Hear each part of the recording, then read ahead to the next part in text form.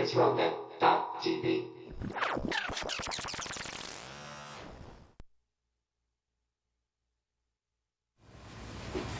Shabbat Shalom. Put that within reach. Feel good today? Glad to be here? That's a good thing.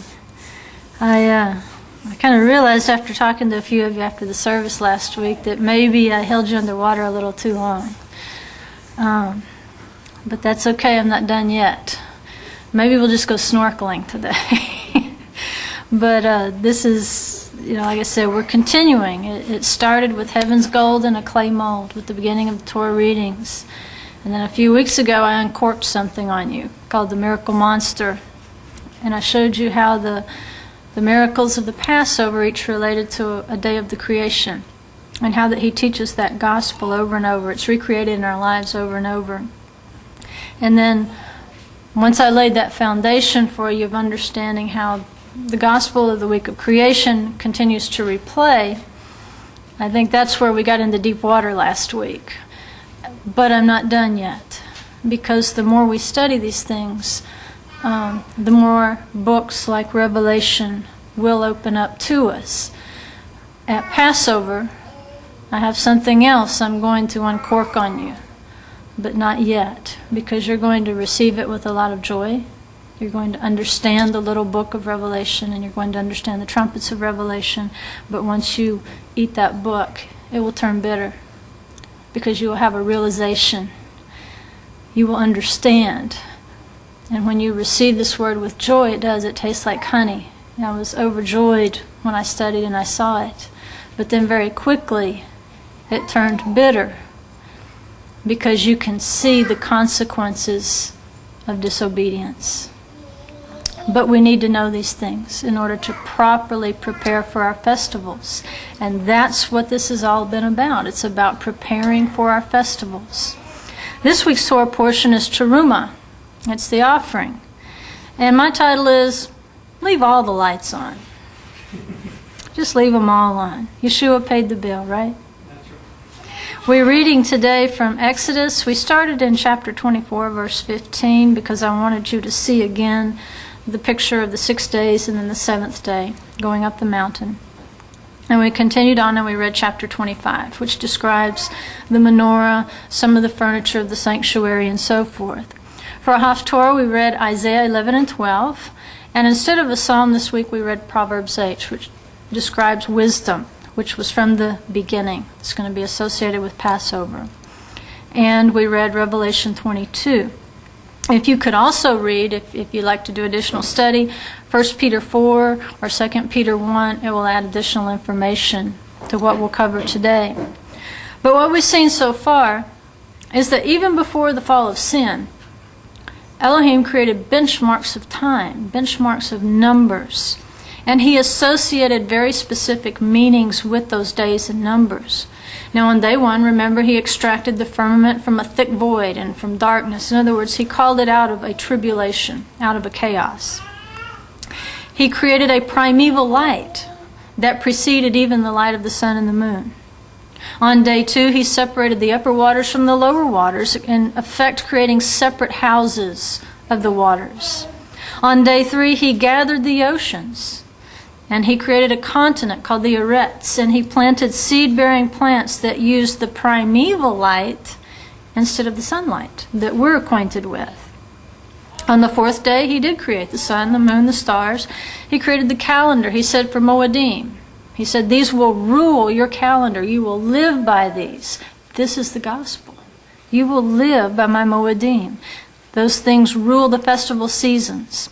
On the 5th day was the creation of fruitful fish, aquatic life, and birds.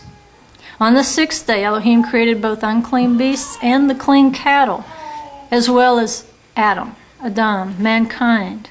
And we know that man was created after the likeness of Elohim on the 6th day. But on the Sabbath, it said he rested. He created rest. It says he finished his work on the 7th day. What was he finishing? Well, he was finishing the rest. That had to be created as well. So the beauty of Shabbat is Shevet. It's not so much rest that we should associate with Shabbat. It's dwelling, because that's the root of the word. It means to dwell, not just to take a nap, which is good on Shabbat. I had to take my nap every Shabbat afternoon if I can. But the beauty of Shabbat is Shevet. It's a dwelling. It's a place to live, to enjoy everything that has gone before, that's been created on the 6 preceding days. Living and dwelling is perfected when our creation is complete. And that's when we dwell in the collective unity of those 6 days of creation, not in the separation of those days and assemblies. Sabbath is a unique opportunity to gather together, to enjoy the unity of 6 days of work. Now we know that Elohim, he didn't need time, he didn't need measurements, he didn't need mathematics, he didn't need writing, he didn't need any of these things. But he created them. So who did he create them for? He created them for us. You know, it says that Sabbath was created for us, not us for it. So he had us in mind when he created things like time and days and Moedim. And that's the difficulty, is we are so far removed from the garden that we don't remember why he created them for us. We're still trying to reach back into the garden and figure out, why did you create this? He did create it for us, and he created it for our final redemption. You don't think he knew when he put us in the garden that we would fall? Absolutely, he knew. But he's setting up something much greater in our lives. We need these seasons, we need these times, we need these days of the week for our final redemption, even if we don't know why exactly at this point. When we begin to obey the gospel, days of creation, in the context of our festival seasons and Sabbaths, then we will have the fear of Adonai. Then we will have the reverence, which is the beginning of that mystery of wisdom we seek.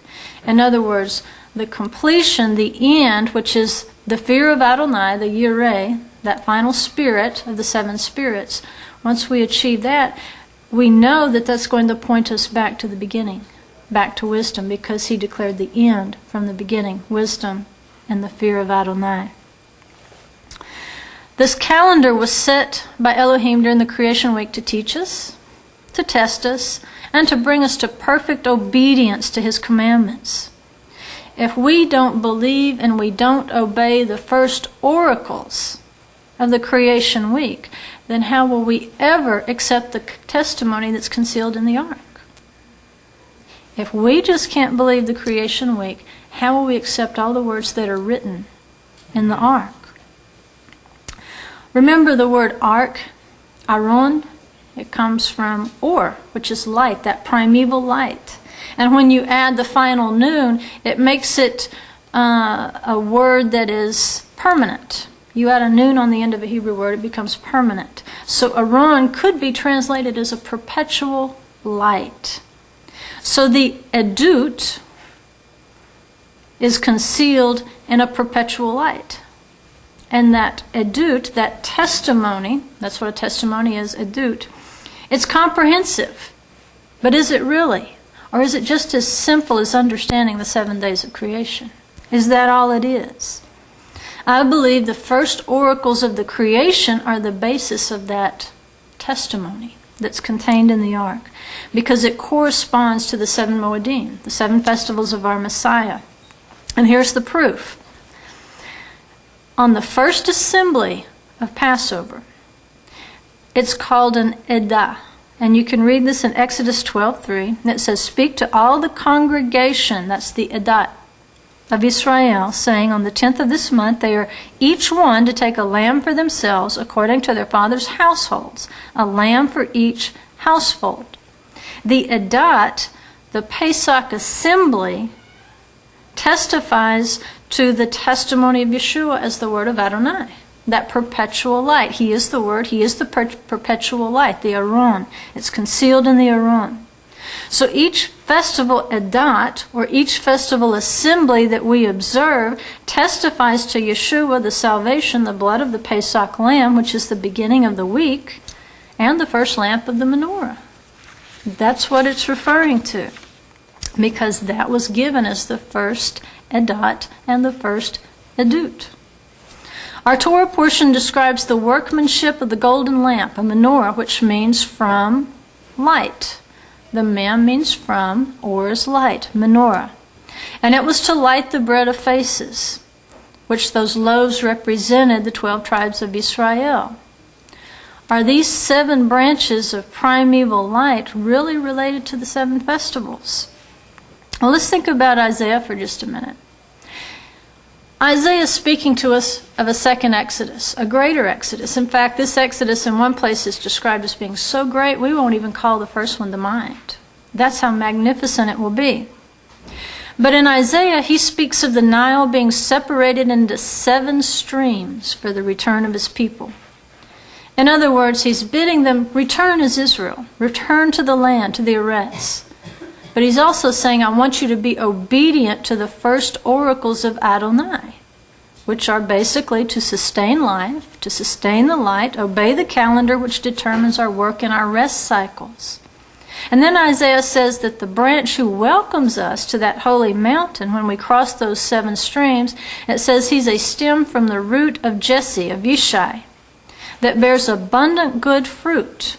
So here's this stem coming up, and it's going to bear abundant good fruit. And we see the almond blossoms that were commanded to be placed as part of one part of that menorah.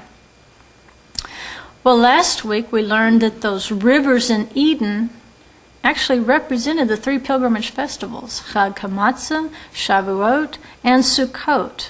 And that 4th one showed the circle, the cycle where they go around and around. We know that within those 3 festivals are bundled those that make up the 7. In other words, within Chag Hamatzah, we actually have 3 festivals, right? We have Chag Hamatzah, unleavened bread, we have Passover, and we have first fruits of the barley. And then within the Sukkot season, we have Yom Teruah, we have Yom Kippur, and then Sukkot in the 8th day itself. They're bundled together, but Shavuot stands in the middle. And that's important because they are balanced in between Shavuot, the Feast of Weeks. Keeping the 7 festivals is obedience to the first oracles of creation in which the lamb was slain at that first river, Pishon. You remember what Pishon meant? It meant not only to increase, to be fruitful, but it also meant to spring about or to skip about. And it says that it encircles the land of Havilah, which is the land of gold and precious stones. The gold and the precious stones, remember, were the substance that were given to the 12 tribes as they left Egypt at Pesach. And it corresponds to a later building of the temple filled with the golden vessels, which it says were cast in the plain in the Kikar between Sartan, which relates to Egypt, Mitzrayim, they both have the same root, which means tribulation, and Sukkot, which is the first stop on the Exodus. So we know that if we are being prepared for an eternal temple, that we are being poured out, molded in clay molds between tribulation and Sukkot, between the beginning and between the end. Something is happening. We're being etched. Now notice too that at this point, Pesach, the Passover, was joined to Sukkot. But we know that from Passover, Sukkot is all the way on the other end. But look, it's connected. They connect to one another. They're part of the same branch. Because these precious stones, we know, were given to the tribes at the beginning, but they will be part of the end that we read about in Revelation and in other places in the prophets. Those precious stones of Havilah, the gold, those were the tribes, encircled by the festivals. And it says that they were inscribed and they were set in the breastplate and into the ephod of the high priest as he ministered. So we know that the stuff of eternity was already present in Genesis chapter 2, and that Pishon River, that first river, nourishes our Pesach. Now, if the Pishon means to spring about or skip over, what does Pesach mean? To skip over. That's how you can tell that they're related. The words are related, to skip over. Now, under the rule of the branch of Jesse, it says there will be no more killing or destruction on his holy mountain. It will align perfectly with those first oracles to such an extent that the curse of death will be lifted and animals will not hurt one another or human beings. And I think this explains why the enemy tries so hard to separate his people from his calendar. Elohim's calendar was present at the foundation of the world. We're the ones who walked away from his calendar. And the accuser wants to keep us separated from that calendar. Why? I'll tell you more at Passover, but suffice it to say, as long as you are not keeping that creation gospel, those festival days, then Satan has the power to accuse you before the throne day and night, because you gave it to him. But you can also take it away from him by being obedient. We're persuaded that our obedience to these creation days, to the festival days, is moving things in heavenly and high places. That's why the creation was made for us. The upper waters and the upper fires, things are happening when we are obedient to that word, to that creation gospel. But only when we offer sacrifices of ourselves on the Sabbaths and the festivals willingly. As the portion says, it has to come from the heart. That's why we just put a tzedakah box at the back of the building. If your heart didn't move you to give it, maybe you shouldn't give. But since we've always put the tzedakah box toward the back of the building, we don't take up an offering, we've never lacked. That's the beauty of it. As your heart moves you. Each of these festival and the Sabbath days is important in the kingdom of heaven, so much so that in that final Exodus, we have to cross over them in order to return to the land. You don't just walk in doing your own thing. He strikes it into 7 streams. There's 7 things that we must cross over. All who cross over them are Hebrews. That's what it means to be a Hebrew, one who crosses over. You cross over those 7 streams. And the gates of New Jerusalem are reserved for those tribes as they return. There's no other names on the gates but the 12 tribes of Israel. But you must cross over the 7 streams. You must submit to the gospel of the creation week. You must observe the festivals and the Sabbaths, because every act of obedience carves another piece of a name into a gate. Things that we do here affect things that happen in the heavenlies. The only question really is whether we are willingly contributing to them as our hearts move us, or whether we're apathetic, whether we're selfish or disobedient to them. Each of the 3 pilgrimage festivals is nourished by the rivers of Eden. And each of those pilgrimage festivals contains at least 1 Sabbath. And each of the 7 festivals manifests to us a corresponding day of creation and one of the spirits of Adonai. On day 1, we have a Passover. We have separation of the firmament from chaos, light from darkness, when Israel emerged from the darkness of slavery. That light corresponds to the prophecies of light, however, over here at Sukkot. If you read your information about Sukkot, it's all about light as well. Day 2, you have unleavened bread. You have the separation of the leaven, the darkness of sin and malice from our dwellings. We have to get those things out. And on day 2, it was the separation of the upper and the lower waters into 2 dwellings.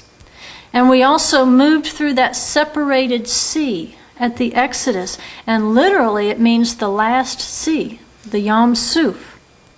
But if we just change a vowel point, it says the last day. Yom, not Yom.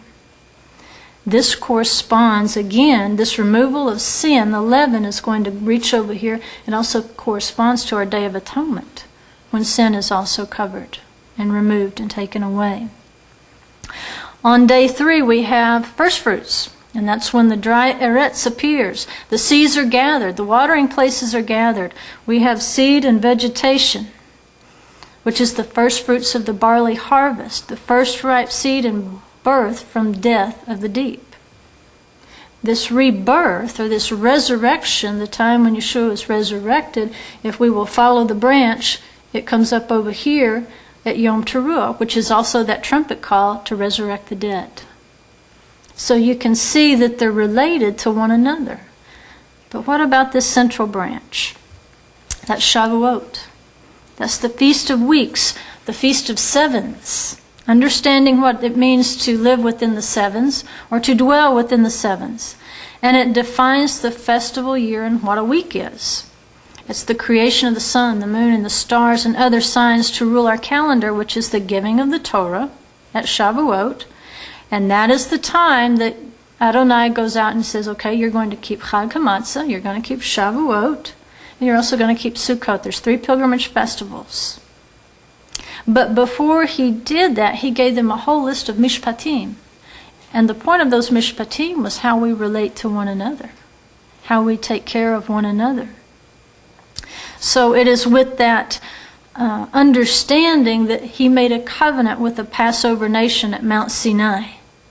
But yet, even at that time, when he's making covenant with Israel specifically, it's still going to point us forward to Sukkot, which is the time of the gathering of all nations. Day 5, Yom Teruah, is the day of blowing, and that was the day that the moving air currents began, because now we have the birds. We have fish.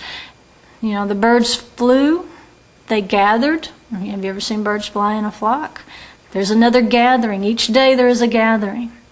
They began to multiply around the earth. The fish, they move together in schools. And creatures move in migrations according to the seasons set on day 4, according to that blowing, to those spirits, to those winds that move. Did you know millions of the birds and fish of the earth migrate and swim by Israel at set seasons? Millions. So many species of the earth actually pass through Israel in their seasons. And the birds travel in the wind currents, the spirits. So the blowing of the trumpets on Yom Teruah moves those air currents in an expanse called the heavens. It's calling us to resurrection, to move in the Spirit. It's calling us to repentance, to return like the doves returning to Jerusalem's light, King Messiah. Listen to this passage from Isaiah 60, verse 1. It says, "Arise, shine, for your light is come, and the glory of the Lord has risen upon you. For behold, a darkness will cover the earth." He's going to take us back to a day of chaos before he leads us out. "And deep darkness the peoples. But the Lord will rise upon you, and his glory will appear upon you. And nations will come to your light, and kings to the brightness of your rising.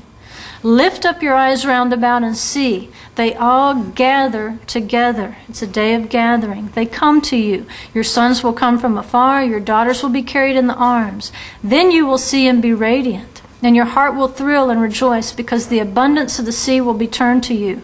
The wealth of the nations will come to you. We will go from here to here. And then it says something interesting that refers us to day 5. It says, "Who are these who fly like a cloud and like the doves to their lattices?" This is the movement of the birds on the 5th day, the movement of the Spirit. Day 6 is Yom Kippur. It's the creation of beasts along with mankind, and it also foretells a gospel that involves flesh, basar. That's what the gospel is. It also points us to the cattle that went out of Egypt, that went out of the tribulation of slavery with the human beings of Israel.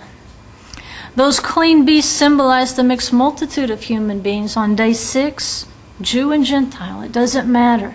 They were all saved when they obeyed the Passover lamb. And at Yom Kippur, the blood of a clean beast atones for sin. Just like Yeshua, he had to have clean flesh in order to atone for sin. And it covers them. And in that act, he once again drew us near, like the first Adam.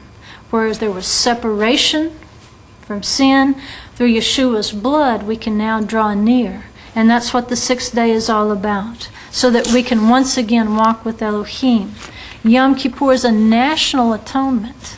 Because on this day he began the gathering or the fellowship of mankind. Male and female created he them. They're being recreated on Yom Kippur. Think about that when we celebrate Yom Kippur. And it seems like the liturgy gets a little long. Think about his recreating us on that day, male and female. Day 7 is Sukkot. And we know that on Sukkot, that's where Jacob built Sukkot for his cattle. There again identified with that mixed multitude coming out of Egypt with Israel. On the day of Sukkot, Israel comes to rest and to rejoice on the great Shabbat. The 70 nations, representing all the nations of the earth, are invited to come to Jerusalem, worship King Messiah, and become obedient to the heavenly calendar of creation. See, at Sukkot it says all nations will come to worship before me. It didn't say they would continue to make up their own calendars. It said on the great Sabbath, in Yeshua's reign, they will obey my calendar, and they will come up on my day, and they will rest in me.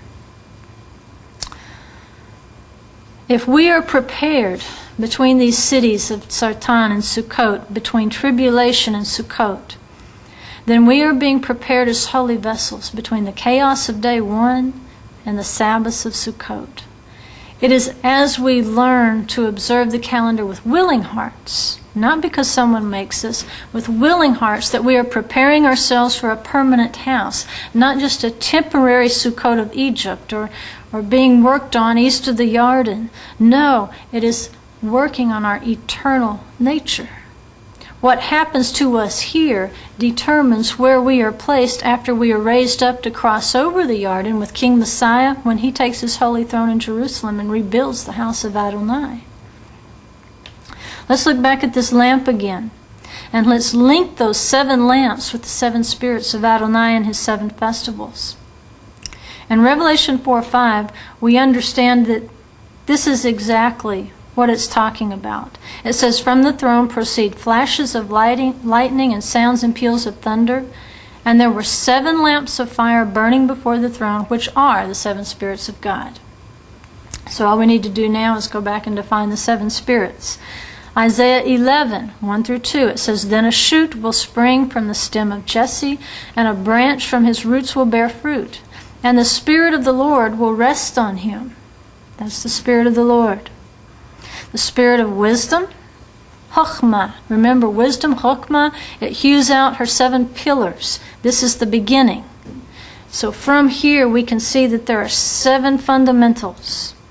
Spirit of wisdom, Chokhmah. A spirit of understanding, which is Bina, the building part. The spirit of counsel, which is Eitzah, comes from the root word eitz, which means a tree. Then we have, again, the Spirit of the Lord, from which all these branch off. Now we have a spirit of strength, or Gevurah. We have a spirit of knowledge, or Da'at. And finally, we have the fear of the Lord, the Yireh, Adonai. The Spirit of Adonai suggests that it is the central branch from which sprang the 6 spirits of Mashiach. We know spirits cannot be seen with natural human flesh, but we can see the results of the Spirit. We can see what the Spirit does. We can see what the power of it does. Here's how the New Covenant describes the resting place of the Spirit, the gospel of creation. And here's how we can test those spirits to see if they spring from Adonai or if they're coming from some other source. Ezekiel 36, we read it in our liturgy today.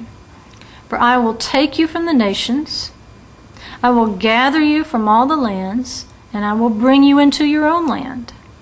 Then I will sprinkle clean water on you, and you will be clean. I will cleanse you from all your filthiness and from all your idols. Moreover, I will give you a new heart, and put a new spirit within you. And I will remove the heart of stone from your flesh, and give you a heart of flesh, and I will put my spirit within you, and cause you to walk in my statutes, and you will be careful to observe my ordinances. What he's saying here is, I will reenact the creation in your life. The new covenant is the recreation of creation in us. He says, I'll call forth the light from the chaos of idolatry and sin in the nations. I will separate the light from the chaos, just as he did on the first day. He will gather us like the waters as a nation. He will return us to dry land on that second day, the arets, and on the third day he will plant us like trees. Just as he says in the description, as it goes on, it says, and you will live in the land that I gave to your forefathers. So you will be my people, and I will be your God. Moreover, I will save you from all your uncleanness. I will call for the grain and multiply it.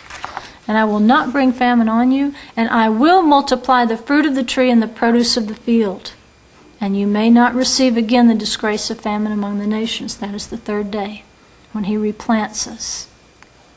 On the fourth day, he gives us a new heart to obey his calendar that he created on the fourth day by cleansing us from idolatry. Idolatry leads us to obey a different gospel than the creation gospel.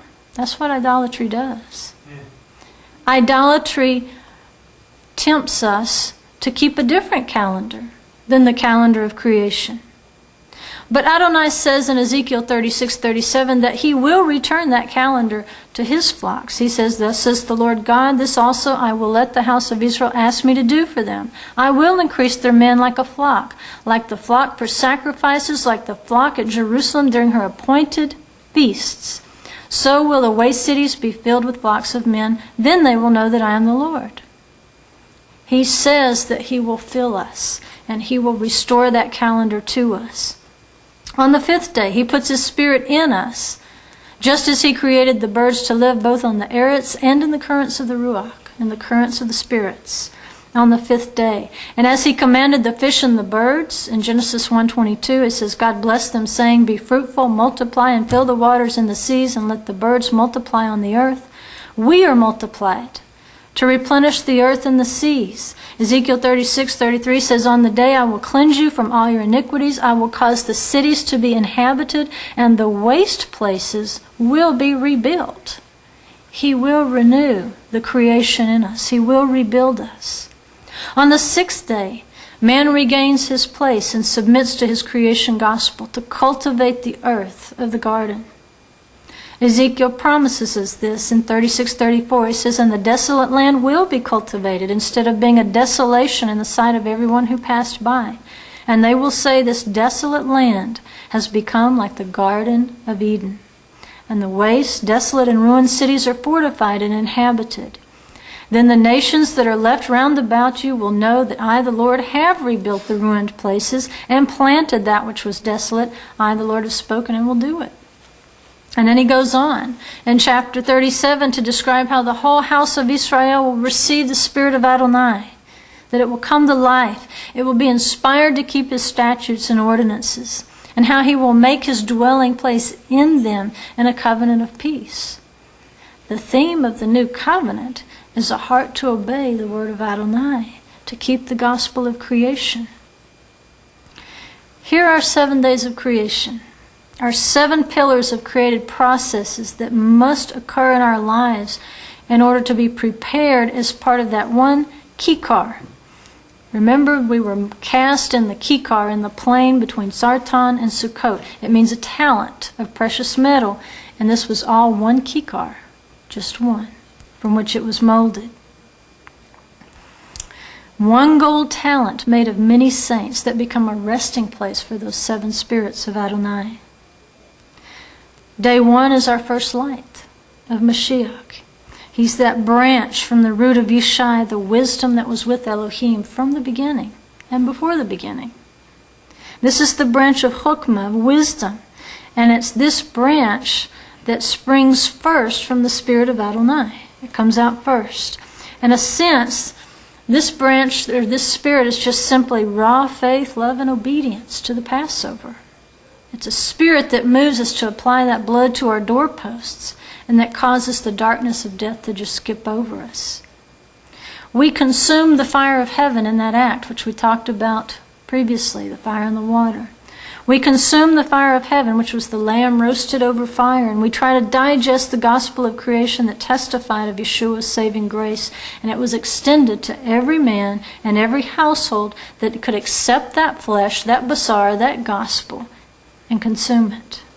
And we do know that wisdom is given to every man. That first spirit is available to everyone. Or at least that's what James said in chapter 1. And if we find wisdom, then it says in Proverbs 3:13, Ashrei Adam matzah chokhmah ve'adam yafik tevuna. Happy is the man who finds wisdom and the man who achieves understanding. Wisdom leads to understanding. That's the next spirit of Adonai. That is the Bina. Bina is our ability to understand some things. It's discernment. Unleavened bread is the food of that house because it symbolizes our ability to discern between what is good and what is sin. 2 is also a bait, which means a house. Our second step is to put our own houses in order with the spirit of Bina, or building, because we know that a wise woman builds her house. As Yeshua told the sinful woman who saw his first light, go and sin no more. Go build your house with wisdom. Learn sound doctrine, which is the ordinances and the statutes of Elohim as you see them in Yeshua. In the step of Bina, we go back and we learn the first oracles. Day 3, remember, is the spirit of Eitzah, or counsel, coming from the root for tree. And this is kind of a difficult day of creation. But in it we see our first fruits, where it corresponds to the festival of the first fruits of the barley. On day 3, Elohim created fruitful trees and plants, including the barley, to sustain man. However, in order to bear fruit or harvest it, we must have a spirit of Eitzah, or counsel. And what that means is we do not take counsel with ourselves. Yes, we have to make our own decisions, but it requires humility. And remember, Moshe was the most humble man of all. He could take suggestions. If we can't do that, if we can't take the counsel, then we will not proceed.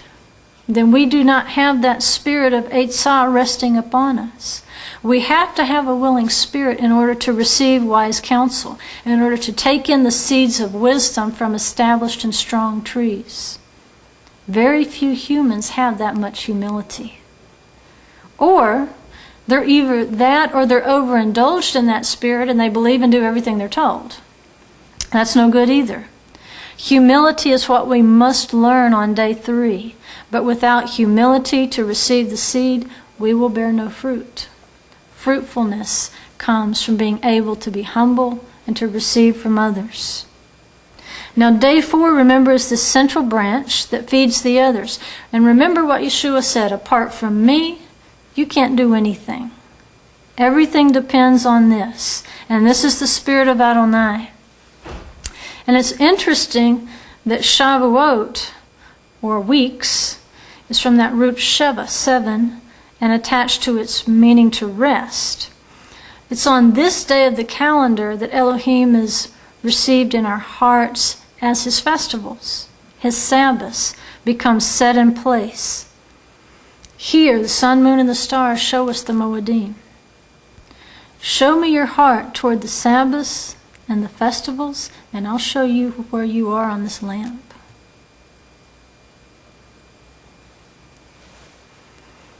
I'll show you where you are in the new covenant, because I can tell. On this day, we've moved from just a raw obedience at Passover into an obedience that comes from understanding, an obedience that comes from humility, being able to meekly receive the engrafted word that's able to save us. Here, this is where we say, we will do and we will hear, but we kind of understand what we're getting into. We didn't really know that over here. By this time we do. We are at Shavuot. We are the receiving of the Torah. And it is at this point that we become we. that we commit to labor not only for ourselves but for others on this day. Because remember, the Torah was given to Moshe following the giving of the Mishpatim, the ordinances that teach us how to treat our neighbors. This is the day on which Yeshua promised his disciples power. And that's important. Power if they kept the festival. But not only if they kept the festival of Shavuot, but if they kept the festival and kept these 3 lights burning until that day, until the day of Pentecost was fully come. This main branch, the Spirit of Adonai, branches into day 5, which is the movement and power from on high, the Gevurah, the power. On this day, we prepare to move from personal, household, and congregational obedience to now, on this day, carrying that gospel out to the nations. And that was, remember, represented by the 70 elders at Shavuot who ate and who drank on a fiery mountain. And at this point, on this 5th day, in this spirit of power from on high, it says the birds of the earth are sent out. And if you read in the prophets, they actually gather in the nations and they all come to roost in the tree of life. That's what we move to on the 5th day.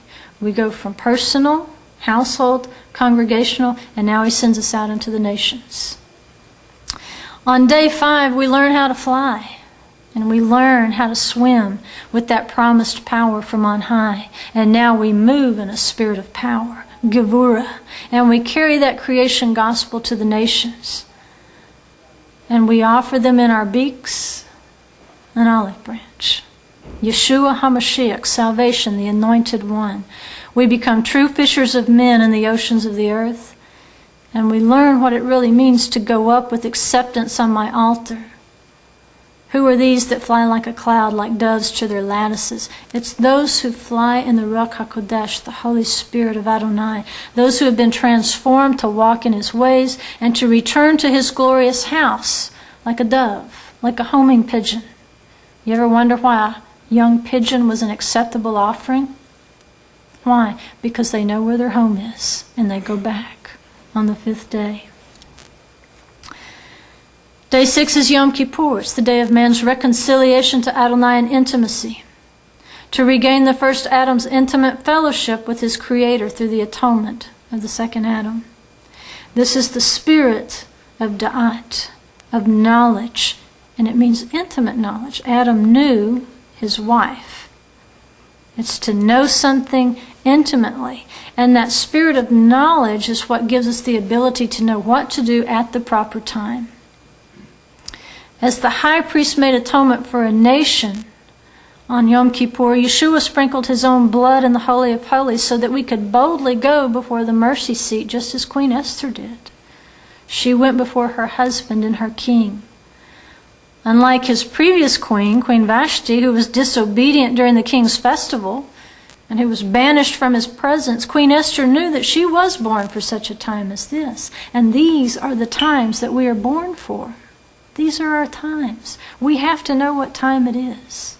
And we have to say, like Esther did, if we intend to keep these, there will come a point where we will have to say, if I perish, I perish. But this is the time that I was born for. I was put here for this season. She knew her festival seasons, and she was welcomed with mercy before the throne, and she was offered up to half the kingdom. It's our obedience that opens the door. Day 7 is Sukkot, the spirit of reverence, Yireh, the great sign of the greater Sabbath. Our final rest in Messiah Yeshua. That's Esther's wine banquet. It's the banquet in which we receive the desires of our heart. Our King is lifted up and elevated in our lives, and our enemies are destroyed. And the King asks us at Sukkot, what shall I do for you? Again, this is the result of the Ruach Yireh, the spirit of reverence at Sukkot. And the spirit of reverence is the result of worshiping obediently in the festival seasons and in the spirits that accompany them. The more we know of Adonai and his creation power, the more obedient we become. Our obedience results in reward in the kingdom, but yet it firmly joins us to a new cycle back here at Passover. Because remember, the fear of the Lord is the beginning of wisdom. It always circles us back, and it's throwing this light back to the wisdom of first obedience. If we have not lost our first love between Passover and Sukkot, then we can merit the joy of the 8th day, which is a new beginning. It's the eternal. It's the permanent kingdom, the new Jerusalem, a new temple founded on the creation gospel. Those precious stones that were nourished by the festival rivers of Eden are the precious stones that are the foundation of New Jerusalem, and who adorn its gates because they have willingly joined to the precious cornerstone. Willingly. The head of the corner, and we have reverenced his headship. Do you guys know what went into an ancient cornerstone? Words. Whatever the king or the builder thought were the most important things to preserve for the future generations, they would inscribe into the cornerstone before it was laid. On Yeshua, the head of the corner, are inscribed the words that each succeeding generation needs to understand. He is the head of the corner. He is the rock that our King has left to mankind. So inscribed on Yeshua is every important thing he wants us to know. And that word should be inscribed on our foreheads fresh every morning when we rise up and when we lie down. Here's what Rashi says about the words of the Torah. It says they should be as fresh to you as if you heard them today for the first time. You were tired today. You're all yawning. You're all sleepy. These words are not fresh to you at this moment, but you must make them fresh.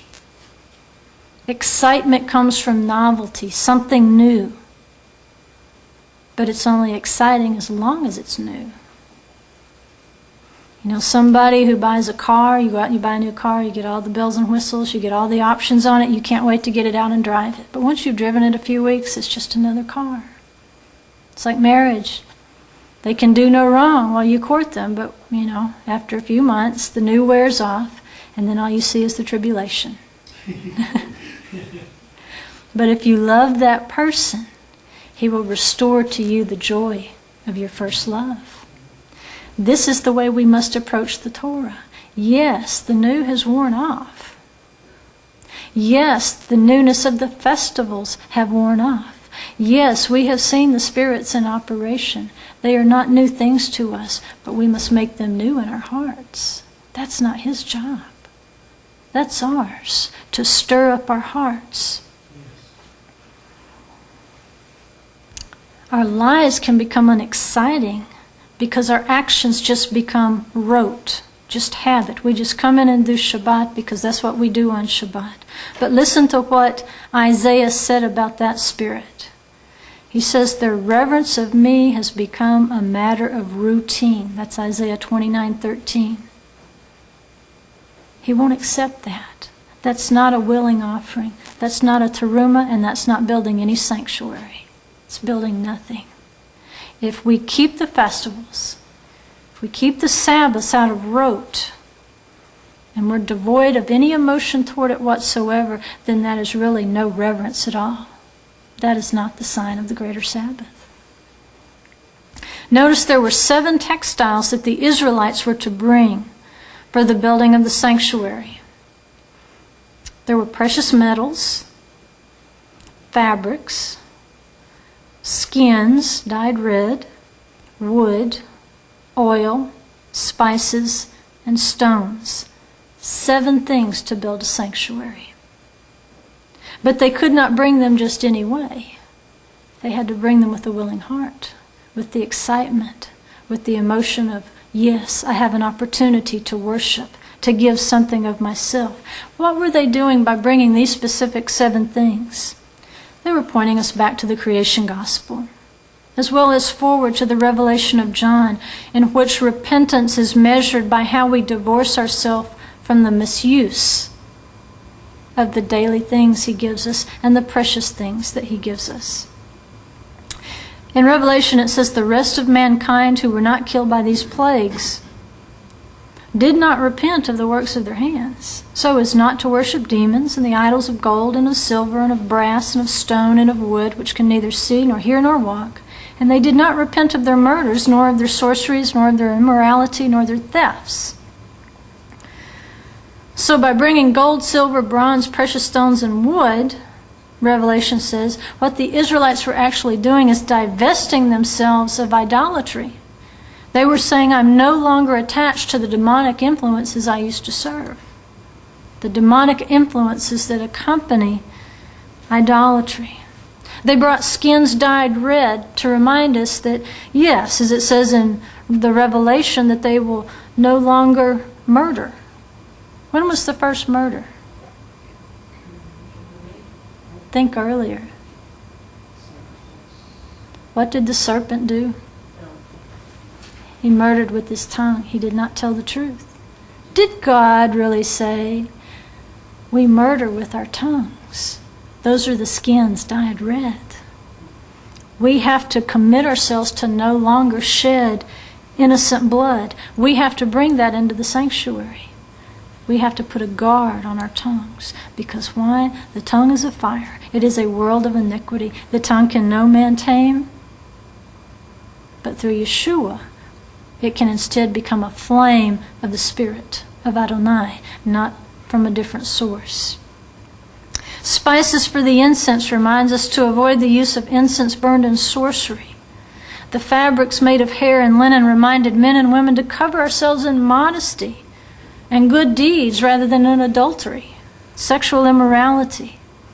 And the oil reminded us that theft is really not an option to a holy people who are anointed and submitted to the Holy One. Where Revelation says these people wanted to keep on thieving, Yeshua says, no, I am the oil, which is shemen, which means fatness. If Yeshua satisfies us with his fatness, we have no reason to steal from anything else. We're sufficient. I have enough. Why would I take from someone else? Their goods, their esteem, their credit, whatever. These textile offerings demonstrated that the giver was shedding the influence of Egypt. He was emerging from that chaos and tribulation of disobedient worship and willingly entering into the festivals and the Sabbaths commanded by the Spirit of Adonai at Shavuot. They were beginning that journey in the plains, the Kikar, the talent between Sartan and the Egyptian Passover, Sukkot. They were preaching the gospel to us with each gift that they brought into that building. They were preaching to us a creation gospel because they were building a common assembly place, a place where all could assemble on those days of creation, on those festival days. But now that we have heard it preached as it was to them, will we obey it? Does our heart skip with dread or joy when we think about the Passover? Let's listen again what Pharaoh said to Moshe in Exodus 5:1. It says, afterward Moses and Aaron came and said to Pharaoh, thus says the Lord, the God of Israel, let my people go, that they may celebrate a feast to me in the wilderness. But Pharaoh said, who is the Lord, that I should obey his voice to let Israel go? I do not know the Lord, and besides I will not let Israel go. Then they said, the God of the Hebrews has met with us, those who have crossed over. Please let us go on a 3 days journey into the wilderness, that we may sacrifice to the Lord our God, lest he fall upon us with pestilence or with sword.